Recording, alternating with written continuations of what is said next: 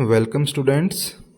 हम पढ़ रहे हैं टेंस और इसके दो भाग पूरे हो चुके हैं, प्रेजेंट टेंस और पास्ट टेंस। फ्यूचर टेंस के भी हम दो भाग पढ़ चुके हैं, जिनमें फ्यूचर इंडेफिनिट टेंस और फ्यूचर कंटिन्यूस टेंस को हमने पढ़ लिया है। आज हम करने जा रहे हैं फ्यूचर परफेक्ट टेंस, जो कि फ्यूचर का तीसरा भाग है। तो चलिए देखते हैं फ्यूचर परफेक्ट टेंस की पहचान क्या होती है। इसके वाक्य को हिंदी में ट्रांसलेट करने के बाद वाक्य के अंत में चुका हूँगा, चुकी होगी, चुके होंगे या फिर चुका होगा आता है। आपको ये बिल्कुल ध्यान देना है, जब किसी वाक्य को इंग्लिश में ट्रांसलेट करोगे आप हिंदी में, तो उसके लास्ट में यदि चुका हूँगा, चुकी होगी, चुके होंगे या फिर चुका होगा आएगा, तो आपको ये मान लेना है कि वो सेंटेंस फ्यूचर परफेक्ट टेंस का भाग है। तो चलिए इसको देखते हैं, इसके फॉर्मूलाज क्या हैं। उससे पहले देख लेते हैं कि इसके फॉर्मूला में हमें विल शैल के बाद हैव देखने को मिलेगा। देखो, आपने अगर ये याद हो आपको कि हमने एक फॉर्मूला याद किया था कि किसी भी मॉडल्स या विल शैल के तुरंत बाद वर्ब की फर्स्ट फॉर्म आती है, तो हैज और हैव भी अपने आप में वर्ब की फर्स्ट फॉर्म ही हैं। हैज हैव दोनों फर्स्ट फॉर्म है, उसके बाद सेकंड फॉर्म होती है हैड, थर्ड फॉर्म भी हैड। तो यहाँ पर आपको केवल वही वाला फॉर्मूला याद करके चलना है कि शैल का प्रयोग किसके साथ हो रहा था, आई और वी के साथ, और विल का प्रयोग किसके साथ हो रहा था, ही, सी, इट, दे, यू या एनी नेम। अब एनी नेम में चाहे कोई आदमी का नाम हो, चाहे जगह का नाम हो, चाहे किसी एनिमल का नाम हो या किसी मशीन का नाम हो, सबके साथ आएगा विल।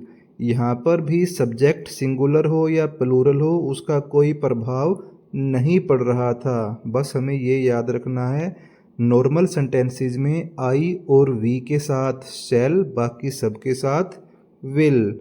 तो उनके साथ में विल हैव और शैल हैव इसी फॉर्मूला के अकॉर्डिंग ऐड होगा। फ्यूचर परफेक्ट का पहला भाग है सिंपल सेंटेंस का। तो देखते हैं इसका फॉर्मूला क्या है। सबसे पहले आता है सब्जेक्ट, उसके बाद सब्जेक्ट के अकॉर्डिंग ही आएंगे या विल या फिर शैल, उसके बाद हैव, फिर वर्ब की थर्ड फॉर्म, फिर ऑब्जेक्ट। एग्जाम्पल से समझो, Anaya will have read the book. अब जब मैं इसको हिंदी में ट्रांसलेट करूँगा तो अनाया पुस्तक पढ़ चुकी होगी, यानी कि वो काम, अपना जो काम है पुस्तक पढ़ने का, उसे वो पूरा कर चुकी होगी। They will have driven the car, way car drive कर चुके होंगे, यानी कार ड्राइव करने वाला काम जो है वो कंप्लीट हो चुका होगा। देखो, दो चीज़ें यहाँ पर आपको याद करनी है, एक तो ये काम भविष्य में होना है और दूसरा ये है कि भविष्य में भी ये काम कंप्लीट हो चुका होगा, पेंडिंग नहीं होगा। अब इसी का नेगेटिव स्ट्रक्चर देखते हैं। Subject plus will shall plus not plus have plus verb की third form plus object. Sachin will not have come home, Sachin घर नहीं आ चुका होगा। आपको ये याद रखना है, जब किसी को नेगेटिव बनाते हैं तो नोट का प्रयोग होता है, और उसमें विशेष बात ये होती है कि वो नोट कहाँ पर प्लेस करना है।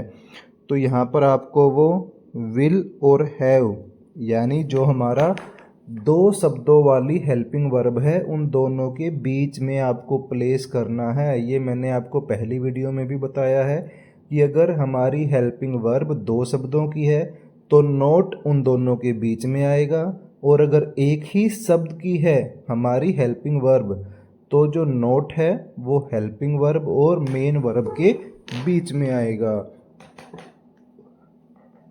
दूसरा एग्जाम्पल देखते हैं। You will not have work there, तुम वहाँ काम नहीं कर चुके होगे। विल और हैव के बीच में प्लेस किया हमने नोट को, और जब इसको हिंदी में कन्वर्ट किया तो भी लास्ट में साउंड आई चुके होगे। इसमें हमारी ये मेन वर्ब है, इसमें हमारी वर्क जो है वो मेन वर्ब है। अब इसी का इंटेरोगेटिव स्ट्रक्चर देख लेते हैं। Will shall plus subject plus have. यहाँ पे भी हम पहले बात कर चुके हैं कि जब दो शब्दों की हेल्पिंग वर्ब है तो इंटेरोगेटिव बनाते समय पहला शब्द पहले आ जाएगा, बीच में सब्जेक्ट घुस जाएगा, और हेल्पिंग वर्ब का जो दूसरा शब्द है वो सब्जेक्ट के बाद में आएगा। जैसे यहाँ पर विल हैव या फिर शैल हैव दो शब्दों वाली हेल्पिंग वर्ब है, तो सब्जेक्ट उस विल हैव या फिर शैल हैव के बीच में आएगा। उसके बाद आएगी वर्ब की थर्ड फॉर्म, फिर ऑब्जेक्ट और लास्ट में क्वेश्चन मार्क। विल सारा हैव रिटन अ पोएम। क्या सारा एक पोएम लिख चुकी होगी? जब आप सेंटेंस बनाओगे, हिंदी में ट्रांसलेट करोगे, तो यहाँ पर भी आपको साउंड मिलेगी चुकी होगी। Will they have danced in the party. क्या वे पार्टी में डांस कर चुके होंगे? आपको सेंटेंस स्ट्रक्चर को बिल्कुल ध्यान से समझना है। अगर आपने फॉर्मूलाज एक बार अच्छे से समझ लिए तो आपको आगे आने वाले टॉपिक्स में भी या आने वाली क्लासेस में भी कोई प्रॉब्लम नहीं होगी। अब देखते हैं इसका यूज़ कहाँ होता है। जब भविष्य के किसी कार्य का वर्णन करना हो तो यहाँ से आपको पहली बात क्या पता चली कि ये काम भविष्य में होगा, पास्ट में या प्रेजेंट में नहीं, आने वाले टाइम में ये कोई काम होगा जो दिए गए समय के संदर्भ में पूर्ण हो चुका हो। यानी कि भविष्य में भी ये काम कंप्लीट हो चुका होगा, चल रहा होगा या होने वाला होगा नहीं, ये काम कंप्लीट हो चुका होगा। एग्जाम्पल से समझने का प्रयास करो। We shall have cooked the food. We यहाँ पर हमारा सब्जेक्ट है, ये हमारी हेल्पिंग वर्ब है, ये हमारी मेन वर्ब है, और फूड हमारा ऑब्जेक्ट है। तो अब इसको हिंदी में ट्रांसलेट करके समझते हैं। हम खाना बना चुके होंगे या हम खाना पका चुके होंगे। यानी कि पहली बात तो ये है कि ये बात फ्यूचर में हो चुकी होगी।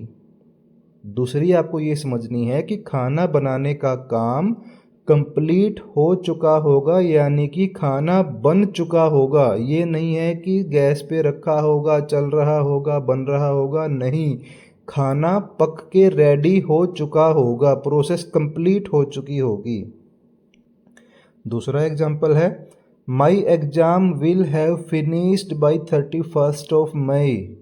मेरे एग्ज़ाम 31 मई को कंप्लीट या फिनिश हो चुके होंगे, यानी कि उसके बाद और एग्ज़ाम नहीं होंगे, एग्ज़ाम पूरे हो चुके होंगे। तो ये थी आज की वीडियो, फ्यूचर परफेक्ट टेंस का फॉर्मूला, फ्यूचर परफेक्ट टेंस के सेंटेंस स्ट्रक्चर और फ्यूचर परफेक्ट टेंस के यूज़। उम्मीद है आपको अच्छे से समझ में आया होगा, कोई डाउट नहीं होगा। कोई डाउट है तो वीडियो को दोबारा देख सकते हो। अब हमारा केवल एक भाग रहता है फ्यूचर परफेक्ट कॉन्टिन्यूअस टेंस, उसको अगली वीडियो में कवर करेंगे। अगर आपने अभी तक चैनल को सब्सक्राइब नहीं किया है तो सब्सक्राइब ज़रूर करें। Thank you.